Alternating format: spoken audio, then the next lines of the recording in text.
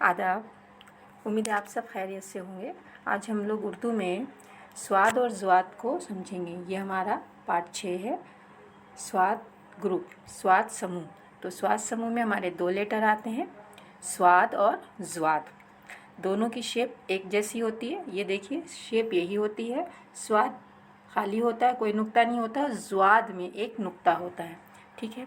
तो स्वाद की आवाज़ जो होती है वो एक और लेटर है सीन, एकदम सेम होती है। सीन और स्वाद की आवाज़ एकदम सेम होती है। हिंदी में सा की आवाज़। ठीक है।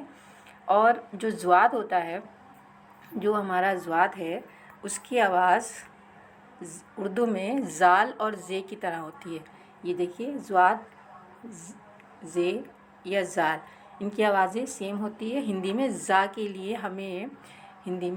लिए हमें जा बना के एक नीचे बिंदी रखनी होती है, तो इसकी आवाज़ ज़ा की हो जाती है। ठीक है। अब अगर हम सोचें कि जब हम स्वाद और ज़्वाद को किसी से मिलाते हैं तो उसकी शॉर्ट फॉर्म की क्या शक्ल होती है? ये शक्ल होती है स्वाद की और ये ज़्वाद की। दूसरे हरूफ में, उर्दू के दूसरे हरूफ से जब हम मिलाते हैं तो उनकी ये शेप, ये शक्ल होती है।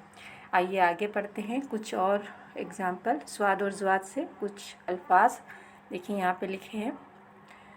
ज़रूर, ज़रूर, ज़्वाद ज़बर ज़ा, रे वाव रे, उल्टा पेश है रूर, ज़रूर।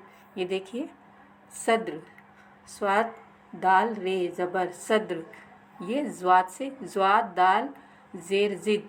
ये देखिए, हुजूर, हे पेशू, ज़्वाद वाव रे, उल्टा पेश है यहाँ पे हुजूर। ठीक है। एक चीज़ यहाँ पे आपको समझनी है, जब भी कभी हम स्वाद ग्रुप यानी स्वाद और ज़्वाद को रे से जोड़ते हैं तो कोई भी शोशा नहीं लगता है। सिंपली ऐसे जोड़ देते हैं, ऐसे। ठीक है।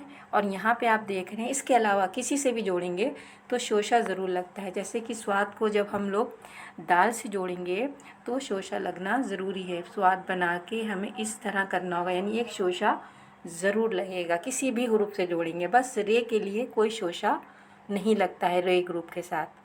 ठीक है। इसी तरह कुछ और भी जो हैं लफ्ज़ हैं, जैसे ज़रूर है, इसरार है, ज़रर है, ये सब स्वाद और ज़्वाद से हैं। आगे देखिए, यहाँ पे भी एक चीज़ आपको समझनी है, वो क्या है? जैसे कि हमने देखा, यहाँ पे लिखा है सदा और सदा, दोनों की आवाज़ सेम है। यहाँ पे सदा में सीन का इस्तेमाल हुआ है और यहाँ पे सदा में स्वाद का इस्तेमाल है। यहाँ सीन का और यहाँ स्वाद सा। तो जो सीन का इस्तेमाल है, सदा, वो भी है, आवाज़ एकदम सेम है। उसका मतलब होता है हमेशा, सदा रहने वाला। और यहाँ पे जो है स्वाद है ये, तो उसका मतलब है सदा, यानी कोई आवाज़, जैसे किसी की आवाज़ आना, सदा आना। ठीक है। तो ये सदा और ये सदा आवाज़ में सेम है, लेकिन मानों में दोनों में बिल्कुल फ़र्क है। इसका मतलब हमेशा है, ये सदा मतलब हमेशा, ये मतलब आवाज़। ठीक है। इसके बाद कुछ अल्फाज माने भी हैं इस सबक में। क्या क्या हैं देखिए।